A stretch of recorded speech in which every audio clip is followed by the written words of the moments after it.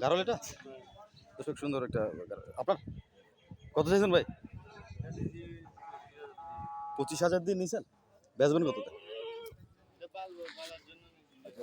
দাঁড়া করাইতে ভাই এই দাঁড়া একটু ভাই হ্যাঁ দর্শক একটা গারল দেখাচ্ছি